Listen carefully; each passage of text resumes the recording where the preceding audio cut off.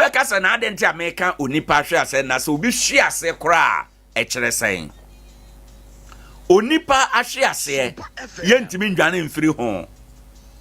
Ye nipa ye kona ye bai ye bobra. Abrabom nso akwansidie wo mu. Akwansidie na e wa abrabom no ebetumi ama wahwe ase. Ahwe ase no bi ebetumi aye adwuma seye. Ahwe ase no bi betumi aye sikahye, udwetere betumi ahye afiri wonsam. Ahwe ase no bi betumi aye awareguo. Ahwe ase no bi betumi aye aban ma ninya. Ahwe ase no bi betumi aye obi a ohya abrabo ase fefefe na ekọ na wieye no abrabo asiniti ase e de amasa nipa no ekoba sa ye betumi akasa nipa no wahwe ase. Na no pe nienti amepese ye di nkomo we ene se enya hwe ase no na ehia na mom ade ehia pa ne se o hwe ase a obesan asori biem nea o hwe ase a osori efiri na hwe ase emu no obeye defo obegina yie abrabo ko yie de mano na nea ode ahwe ase eye nna no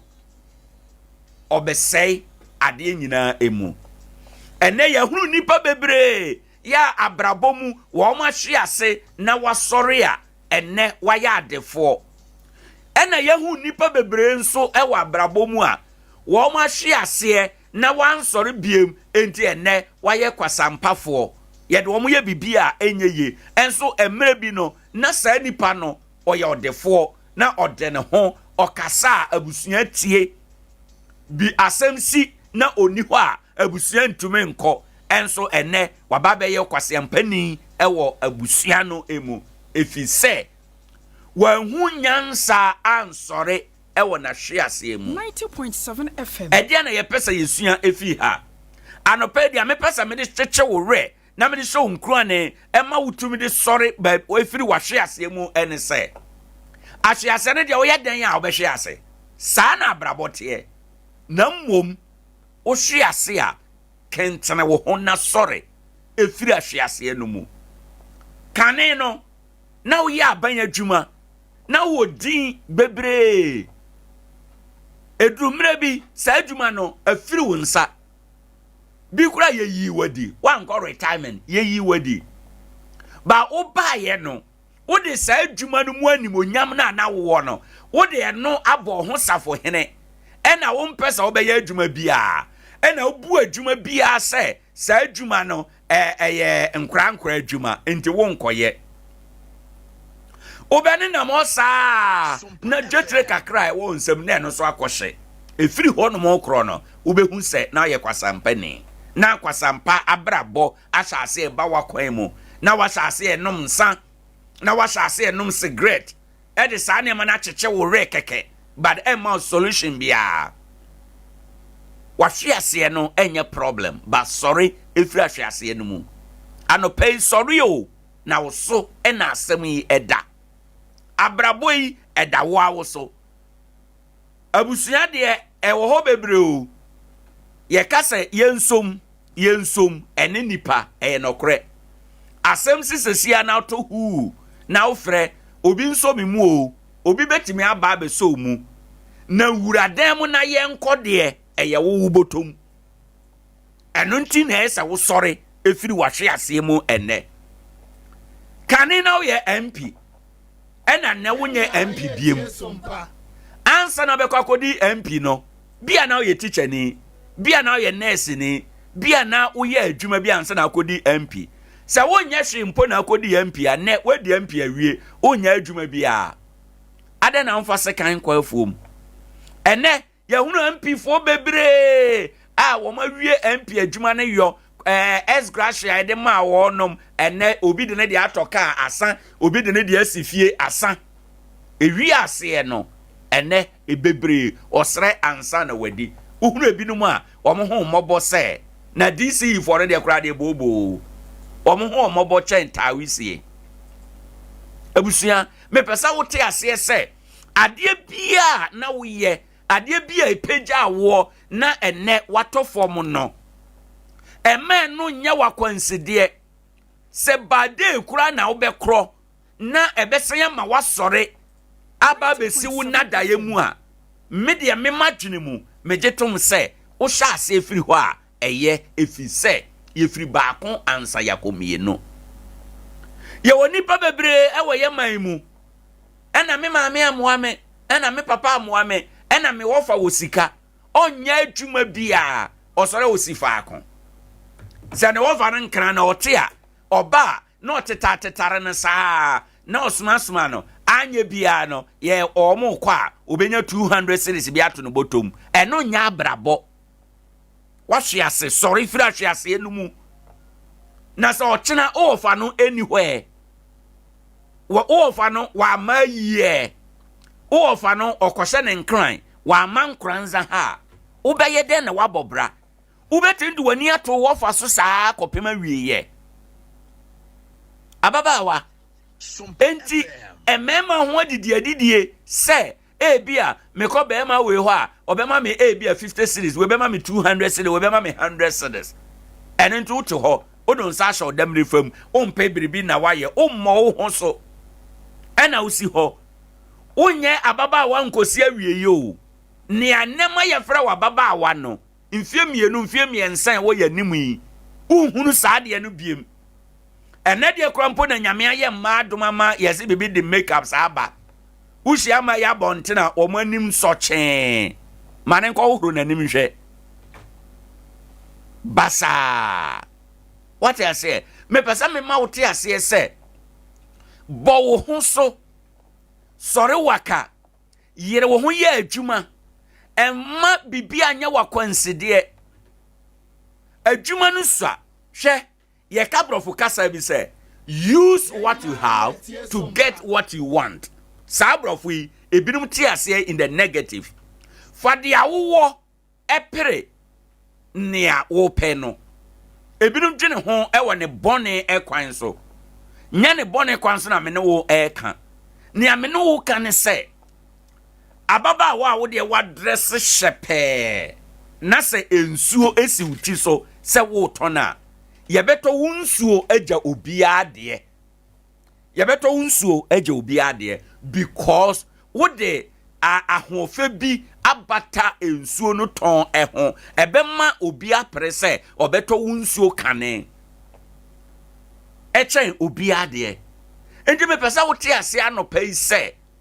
wo hwe ase a sorry entena hwe ase no mu pebiribi yo na emre yeni nkaso onya branche nkosi awieye onya baba wa nkosi awieye wo fa nteme mawo 200 nkosi awieye sorry ade bia wo ya na ma odwetire ade bia obeye be ma onsa akwa no ade bia obeye be ma waye independent wonnan obi ansa na abrabo akoso no sorry na hwehwe saade na chi akwan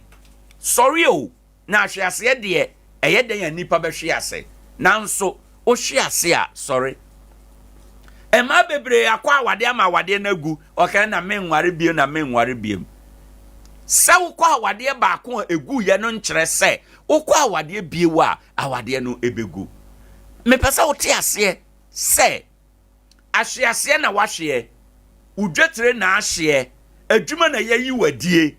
nanso enka echi hwehwe adwuma foforo hwehwe dwetire foforo pebiribi yo entenase na emre eni wafa enti nya ahyease na ehia na mmom sadia wani beba ho so na be sore afiri wahyease mu yes oko ss o ma me no papa ye wadom ebia ode kra sabre na free SHS ni ho ya bo ho ka nyina uwie ya ofeli ye bi kra ofeli subject ba kope ene o ma me ni ahode o papa ni ahode o de be hwe wo biem wankasa wo ye den de ama wo ho wankasa die na wo ye e de ama wo ho sorry se private classes bi na be ye na watro na wanya wo grade na wape ba bi de awura minu aba man sorry o sorry he ade chia no pa ye kwa afuo mu ba nyina ye kwa na ya be kraw na waje so ye kwa na ye de safo abeja wadare safo ahene e na otifie me pesa no pe uti ase se omo koba ye kra koba ye de nsafo agya wo nyina no aboro so abosome nan omo benya dwetire firi sa nkoba no a omo koba no mu uti fie da bia na uti di ase sorry o na so e na asem yi eda wahwe ase enye hwe sorry biem die ma hwe ase no sua nyansa firi ahwe ase no mu na fa tutu wanan fa kɔ wanim anopai me pese wani pa wo ho so entena se nka se ena obi amoa obi anyam sei enye obi na ese wo ye saa de ma wo na ese wo ye saa de ma wo ho ne a wo pese abrabɔ ye ma wo no eye wo ena betu anamo ede akɔ ho obi anya ne se de wo nya no yo obi anya maame a mana nyina nachi obi anya maame a obekwa kodidi ni jade wo ne a wonam yi ne wanyina du nyina odidu maame jade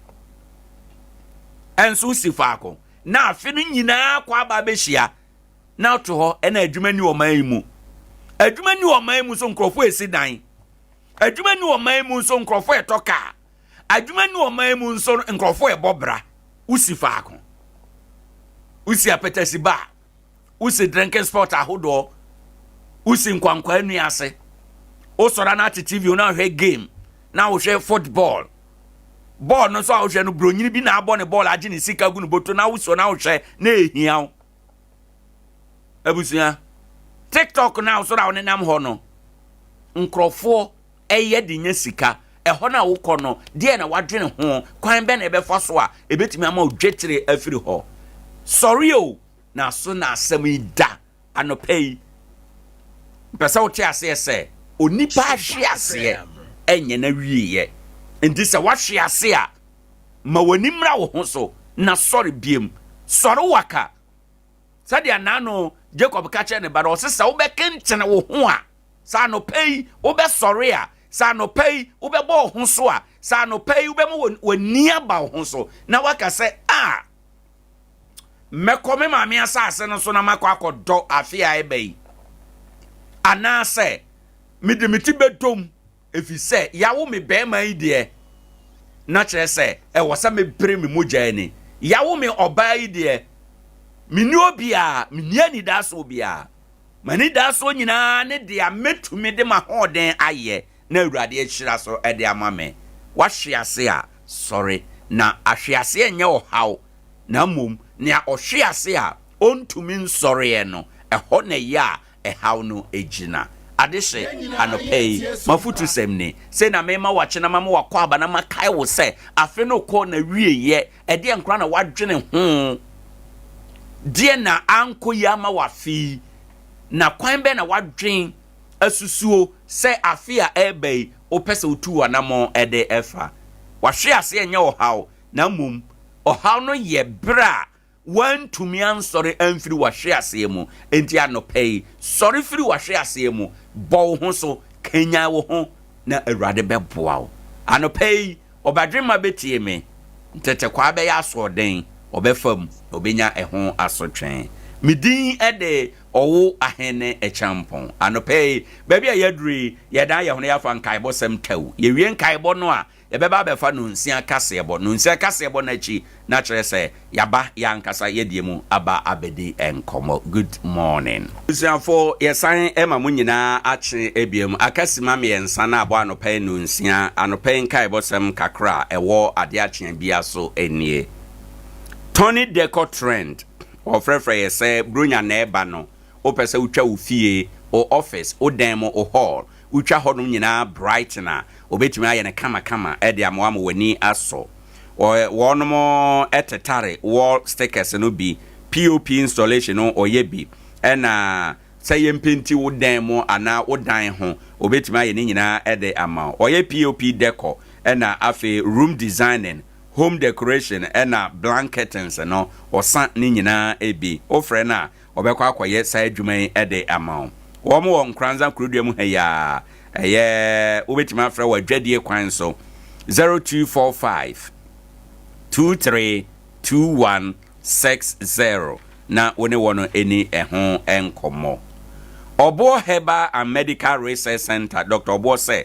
nyame ya adoma eye afe no kwa wi ye nti no oboa na wode apomden abrɛ ye free ɔhyase enora kwasie ebeto ma akosi bosome ne da etoso da duonu da baako na sadia doctor ekyere mu no doctor kyerɛ sɛ ompese obi ade yade ebekɔ afefofora eba no mu enti bra oye free screening ede amount obehwe akoma mu obehwe kidney obehwe brebo liver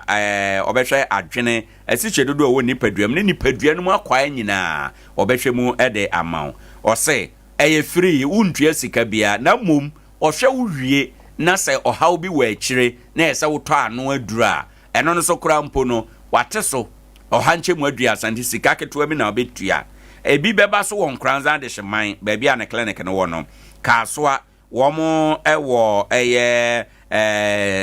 Newtown hɔ ɛnoma JD restaurant nkyɛn hɔ Sunyane Zinco ɛna wɔ ɔmne Migration Information Center di animhwɛ ɛna techiman ɔbɛn Kente Royal House 0249 761508 one wo mu eni nkomo ewo saa kwan no so na kwhwe wapomden emu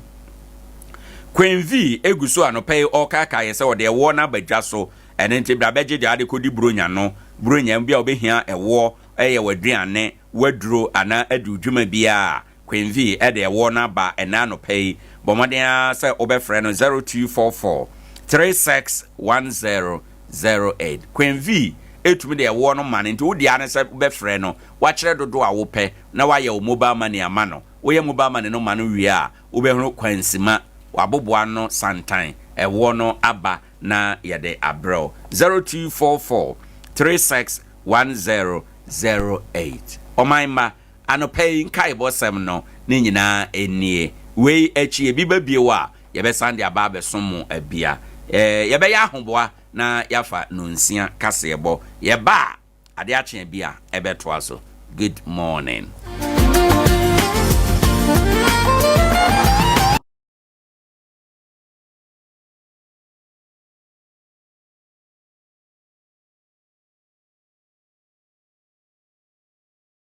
Any ne di menimi nyina me hwe me office ne adwuma mu ha nyina deko na me wie nso a me toa so akomifi na makɔ transform me space nyina na ampa wa hu a obehu sa ade efe minim sɛ ato akoma so na wo ne me nyina dwadwenkro sɛ tsade a bɛka me ho na yɛnkɔ Tony Deco Trends. A wall sticker installation, POP installation, inner and outside painting, POP decoration, room designing, room decoration, and reworks, and blank curtains installation.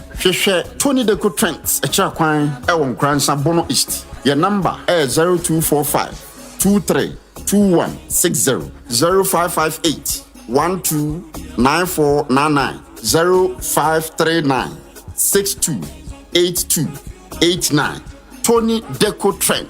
So fear no do mama nyefa if you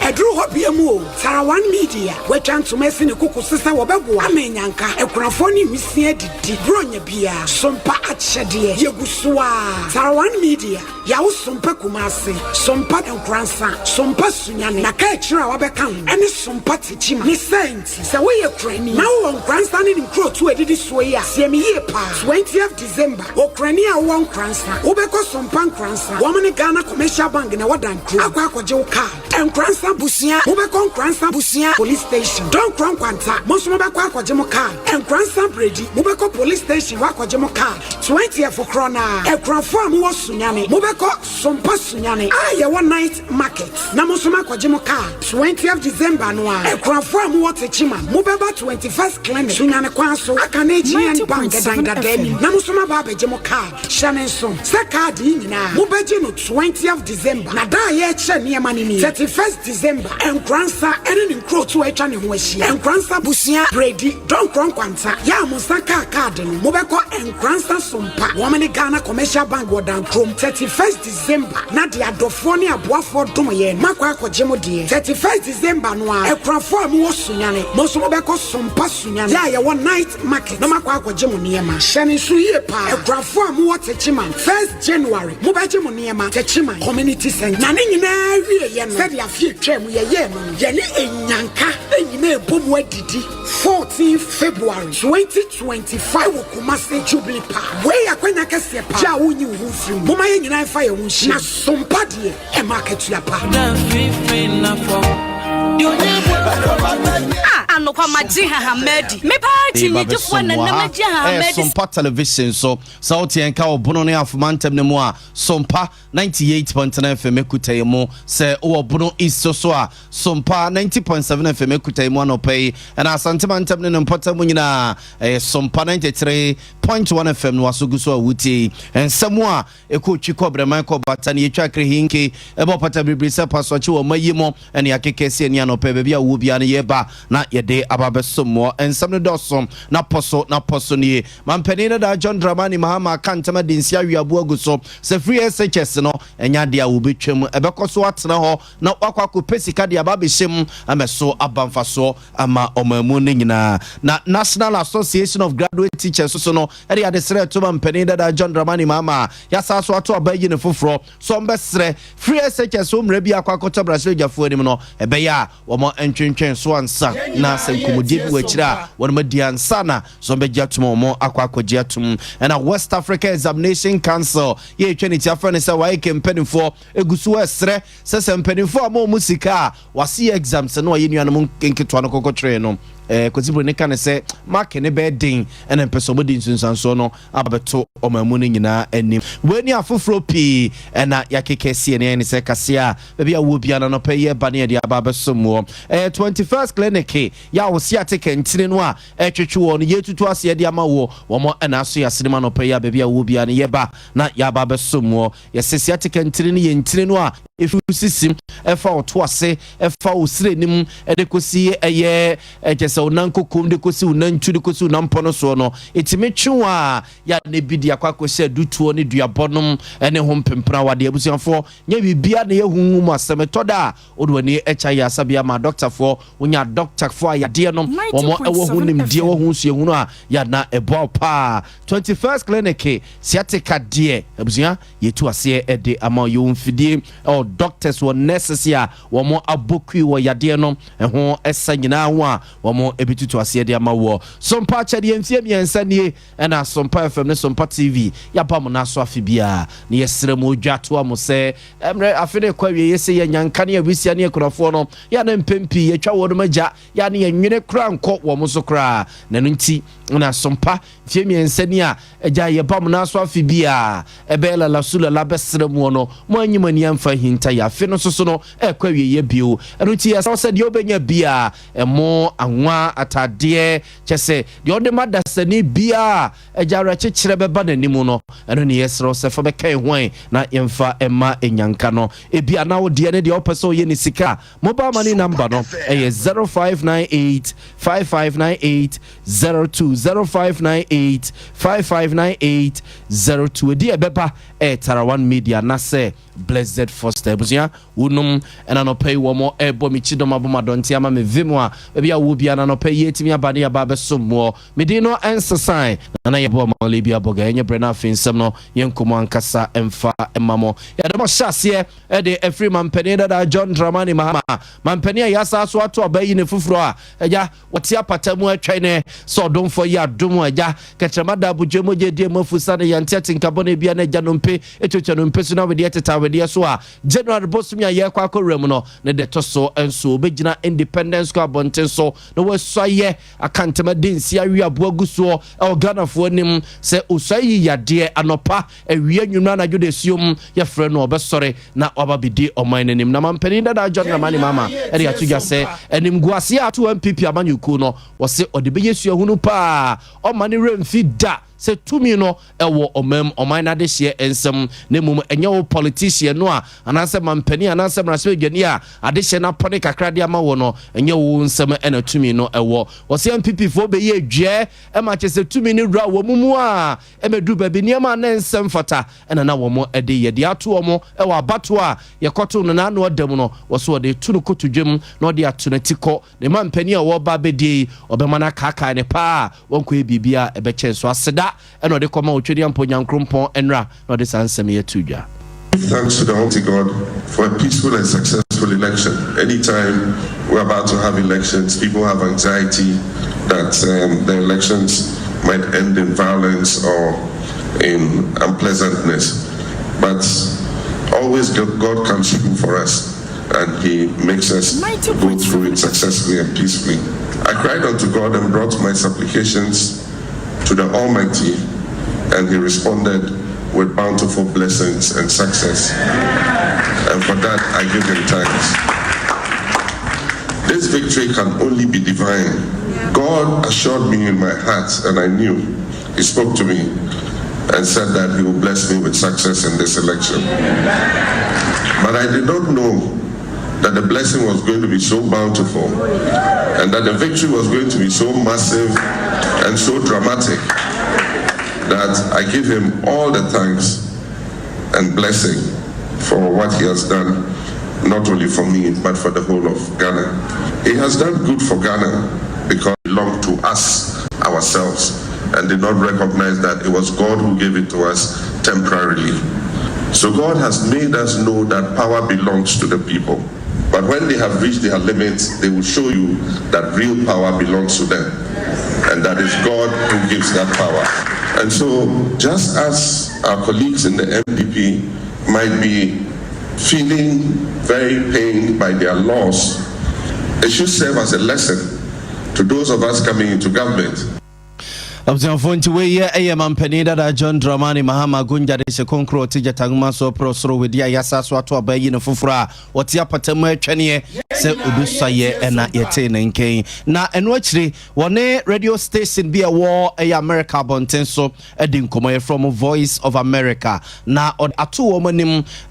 wo mabusa ne se o matete se nipa binumu a wo ne party mu ora se tekwe ne mpanimfo pinu a ahyase o mudidi nkomo efa free SHS se betena ho se entena ho ena mampeni dada John Dramani Mahama ekire se he so ene wudwabo mu kura no a free SHS no ebetena ho wose de ha adwe ye se no yen hye da nyi sika bia da ba bia ye kwa akotabire na ye de ababe wuroma hyemu kina wose no ne ade ha adwene na de oba be ye se oba be kaka nani a na wakire wiase nyina na wakwa kopesika botene bia eno de ye twade ato wonum se free SHS ene de ba be siesie ne de awuram ne de aye ne ye sense MPP for wo mo esi eye no mampedi dada John Dramani Mahama 90.7 SHS has come to stay and it is not going anywhere. Nobody is going to scrap free SHS. What was said was political talk and it was just political gimmickry. Free SHS is not going anywhere. We're going to maintain the policy. What we're going to do is to get dedicated funding for it so that it is better resourced than it is currently. There's a lot of waste in the system. We're going to help to make it more efficient so that the teachers, the parents, and the students get the best out of the free SHS. We're going to look at the basic school level too. Because we have focused on free SHS, we are abandoning the basic level. And so the basic level is becoming a major problem. Observe former Penny dada John Dramani Mahama ni yete ne free SHS on koma na on a Voice of America for AD and na ochiremu se free SHS ndi ababetena si obi bie ne ho no mo obetwem sa nkomo no a yete sese tekpene and this impenimfo bi edidididie no amanyosam no a ene bi omoda so na omonda nyane enti womani ena ama womo ekekasa ensem no eguso adem wo ngomasuam ene free SHS ho na National Association of Graduate Teachers ya yɛtwa ne from sɛ na gratefo ɛso so de adesrɛ ɛtoma mpani dada John Dramani ma manimu sɛ na ba yi bɛyi wɔn ɛbɛsrada sɛ free SHS mmerɛ bi no a ɛda mmaransɛdwafo anim a wɔn abobo hu a ɛntimi nsie ɛna wɔn agye atum no wɔn bɛsrɛ ma mpani dada John Dramani ma sɛ wɔn twentwɛn so ansa na sɛ nkɔmɔdie bi wɔ akyire a wɔne kyɛ sɛ amanfoɔ ni wɔn yɛ wɔ twaka wɔn masuo mu nyinaa so no wɔn wɔn ɛntoato adwene nso adwene ɛntoato adwene ansa na sɛ mmaransɛdwafo no bɛkɔ so adi ho nkɔmɔ no magye atum a wɔn akɔgye atum ora Angel Kabo no ɛna yɛ pɛne kwankyɛfoɔ ɛda ɛyɛ nagratiku na no ne nsɛm ɛnie to be discussed for a while now. We feel that discussion and stakeholder consultation on this bill has been very inadequate. And also looking at the times when an election just took place and a new government is set to be inaugurated on the 7th of January 2025. And also looking at the draft document of the bill, and I'll just mention some of the topical issues to you. When you look at it, we have compulsory secondary education, system of education, right to free compulsory secondary education, responsibility of the minister, responsibility of the Director General.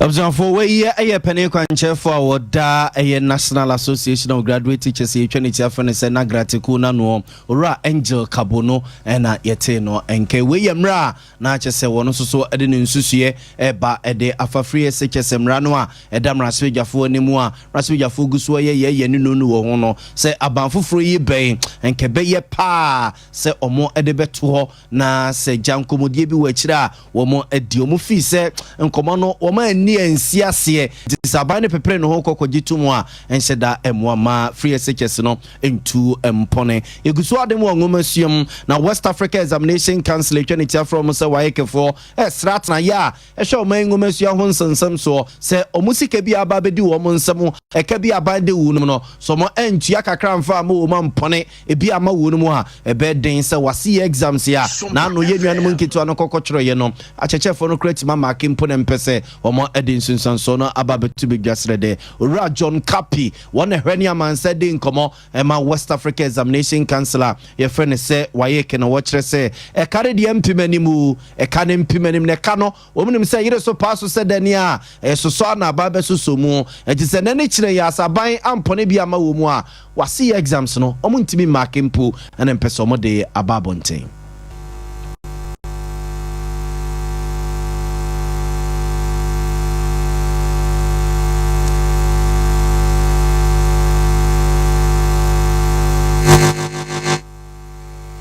Sompa FM.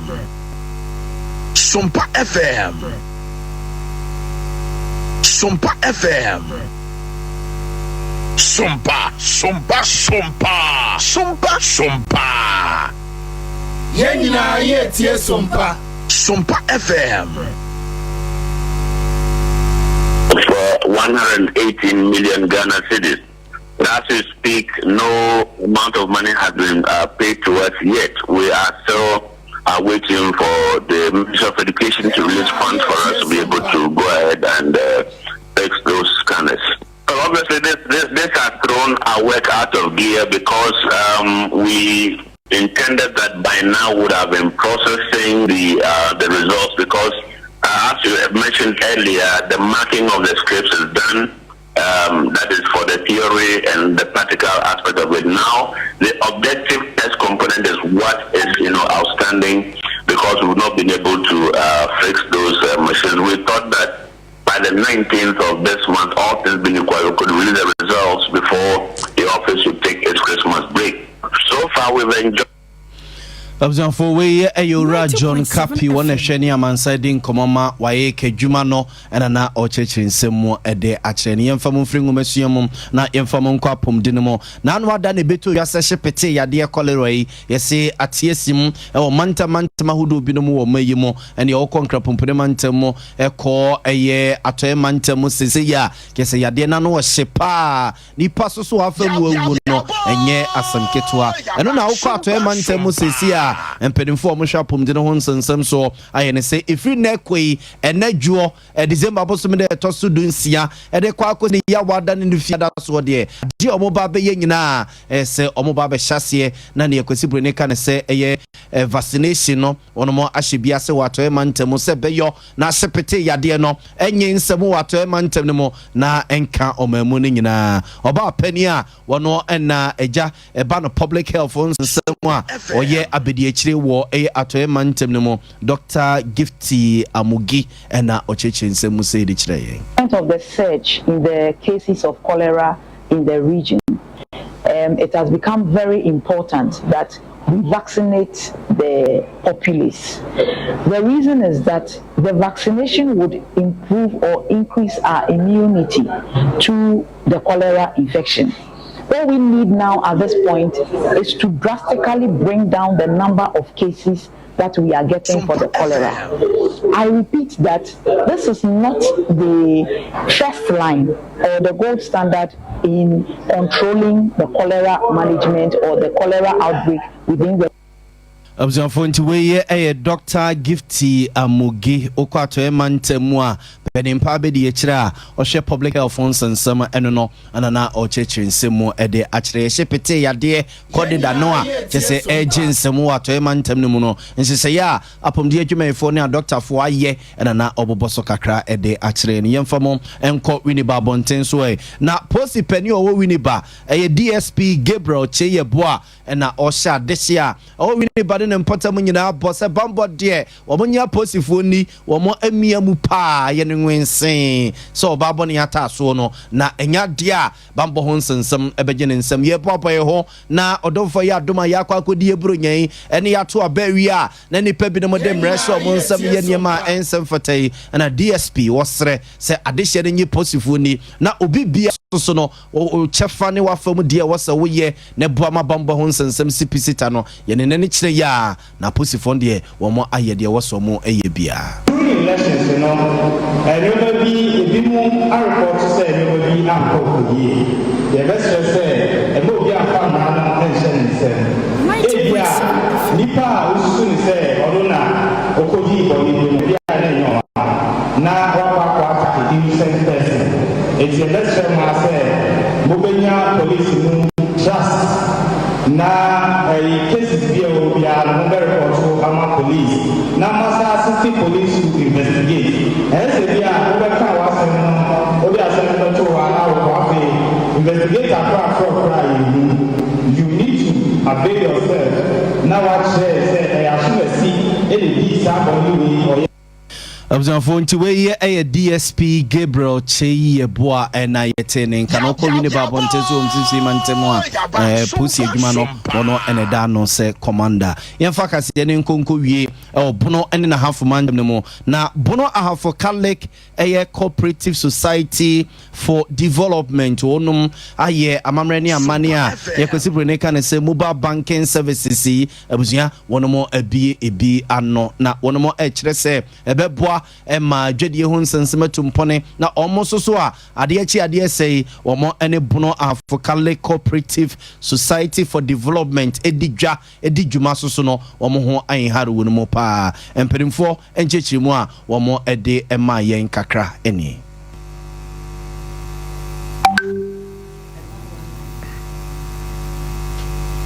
die waguo no eno na wutwa sompa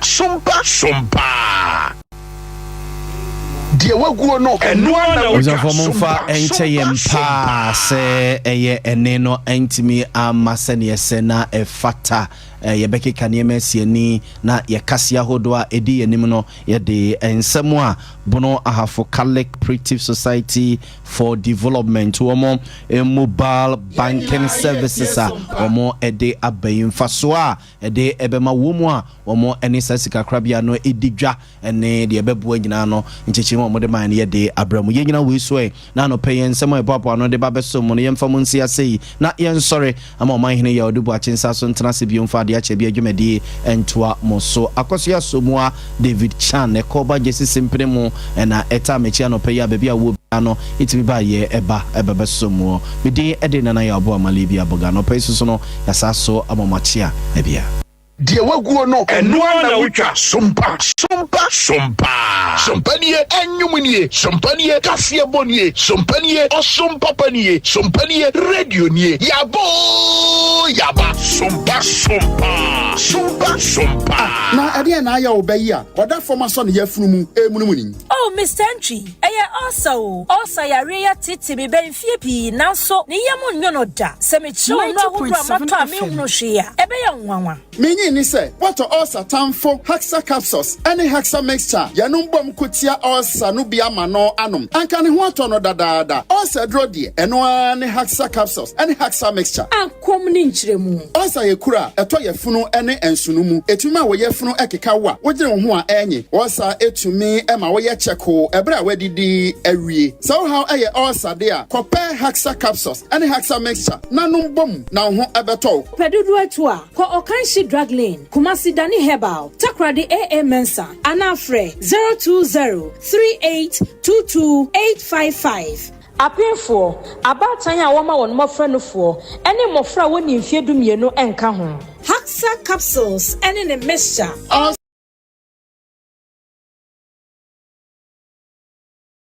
Kofi mabedu Nkoranza na maye wa kashe wo me hunyina sa onu yamani abre miniska se me yamani senka bedu na nka ma Fidelity Bank na makoyi cash kakra to me ho na nka ma send this cash so kakra ma akosua enso me baye Fidelity Bank ebi ni ha mo mama ne zumi rubber bia yesi cash ni ho oh se wo senka o frementem hwe ma me nchro bisa se o pe Bojibo Ventures Bojibo Ventures e honko a ene ye sika esan send sika dodo bia o pe oh yes mobile money dear network bia ubo number na nedem oton Richard cars and sim cars or your transfer and also register sim cars network bia oye we nyina hwe na yesima wie Bojibo nko a na Fidelity Bank and Eco Bank agent e won Nkoranza ha se ubia account o send obi sika anase ukojiska e dey free Eco Bank anase Fidelity Bank account mu no Bojibo Ventures emfa ho ne bank a obi save obetnya send this car ma no e wo Bojibo Ventures. Oh wow. Yes we no so ye adwuma. Nkoranza Bojibo Ventures e wadi nkrase. Edwabo nsan no nchepe. Me da se menua. Fre Bojibo Ventures e was 0248 089 463. Bojibo Ventures. Afiwe nso massage best farmer ni biem na amanfo nte ase de ntia da bia me no baye so from na so abibra na mete so dodo na se ba na mo aye nsusumu a me mo na se dore no nyini from me secret ni nyina ni akuafo nyina ntie no ntie na sopamu no matimi agya basobodie yi bi Vital 05 ena me didi me kua adwuma nyina na Vital 05 eye nuane nuru a ebo asase ebo no baye na bo ma okua ne nya sikantem enim defo ye hwehwemu ahunu se Vital 05 eye nuane nuru bi a ebo asase na dane asase ani ebo nuane hini eni nuane ankasa ho ban secret ni nyina ni enti okua ni a wo ye mo a unhu so omoa ne nyini from wa wo do atosode a enche na ewu ana wo ye kokofu tutumrika na kwahwehwe Vital 05 achira kwan bogo so ne nchua so Yankopa Agrochemicals Philobed Agrochemicals Sofomame ana Israel Sase Ventures Pristia All is Well Agrochemicals Akuafonti ena Hawa Agrochemicals Bodia Dumping Peacemaker Abraham Ofori Agrochemicals Dunkwa Onofe Manso Amanfi Israel Sase Ventures Asankregwa ene Importem Monko Jaisaye Agrochemicals Vital 05 edupay to be honorable and to boss yakunwo wo suano eja se enchen wa yerede Alpha Omega won Nkoranza Old Market Francis Terry Agrochemicals ne nkoraba tabia ebenwo onsabe kan dupay Vital 05 for wa homan so 0243 852 751 ana 0242 263 78 080 and 0241 531 526. Kaise, Divine Winners, and the NKO Agrochemicals, and Aquafor Vital 05 Abase, Okueni, Ubedi Dipeche, Vital 05, and Nabaya Mojedro.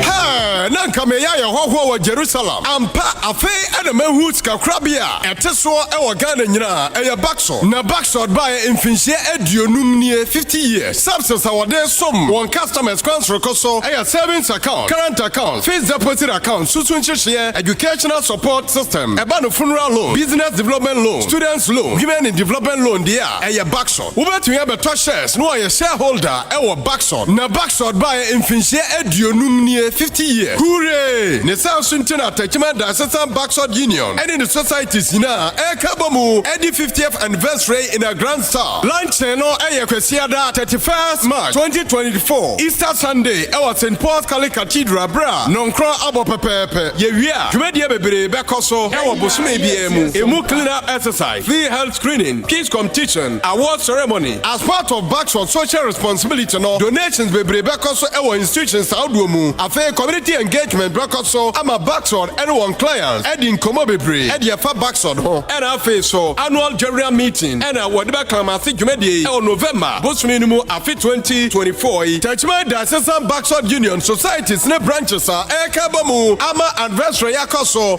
St. Paul's Cathedral Hensha the Asampa Kenten Touchman Market Takofiano Sansama Akrofrom Arowa Krobu Chiobodom Tanabuase Chiobodom Mazin Ofumai Esie Jamatim Punim Mesnai Aboso Enquire so Kimian Kwanta Insuta Amangwase Tanoso Nkoranza Donkron Kwanta Bunsu Enkwabe Akumsadumase Asunkwa Businya Atebu Amantain Yeji Parambo number 1 Kwame Danso Kentampo Main Market Star of the Sea Kentampo Mazin Jema Enyima Kranka Amoma Bromaso New Longro Bamboy Tenga Eno Banam Kwanta Any Obibia or Temenka we cheche de benche biano Backsword at 50 Jumedieno Ebeya Krabeke Asem Tra Yede Ato 50th anniversary so Eye Backsword your reliable financial partner for life Backsword Wahoto so Ewit Kasem Ekwanso Backsword Eha Enemedi da so wo Ohienchre Mubia Afre 0243 121069 Backsword at 50 Yemamo Official Po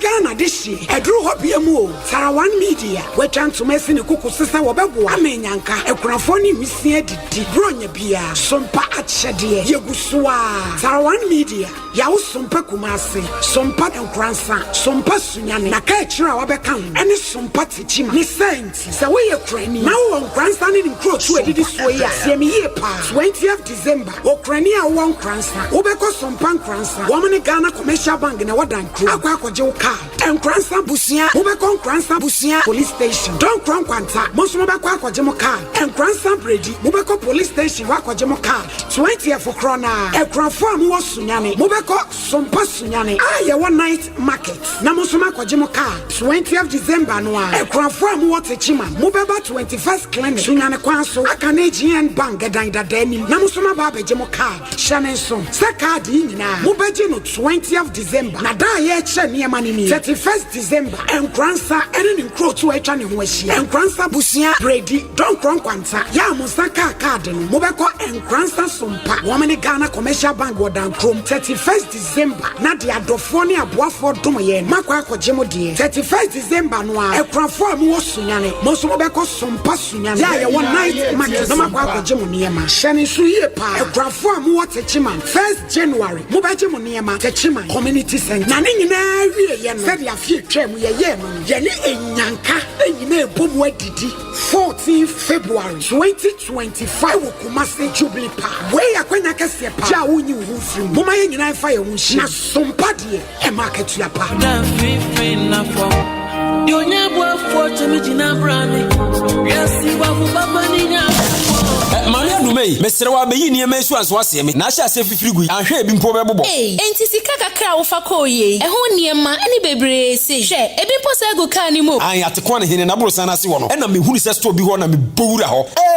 Eniema ni. Na da yo fi niema ni bi kan ho ana. Me pacho da bi oba pa. Eniema ekrokro ni wa me kofiri yo. Emom Atiko Home Stores niema no bu afunti. E na ma sika no to ne dodo mu. Atiko Home Store. Oh, omo niema efe dodo. Se ofa niema papa. Enu nti obi a ope fridge, double decker, tabletop and a deep freezer. Ice chest, ya can call me size bia. Electrical iron, microwave, washing machine, blender, kettle, rice cooker, standing and ceiling fan, modern digital flat screen television. A free 32 inches, copy size bia open. Na provisions a faster gari, shito, and more and one. Local drinks a minerals, any energy drinks beer. Foreign drinks a wine, whiskey, Irish cream, vodka, any dia keka home, washing powder, any semene beer di gradia sandy sinema, shampoo papa a frebrochi so ebusu ho. Home appliances, any provisions beer de wubenya bi ho. Atiko store akofa solo machines bia ba. Water on 444. Me chire moto blue, ya mudi bomochi, spray and toast, cashew nut, abrobe, mango, kube, cocoa, anka, any mfudie beer kuyani wudiano. Machine ya wudi be spray no nebo F kra. Atiko Home Store was 0243 629295. Atiko Home Store. Tano Factory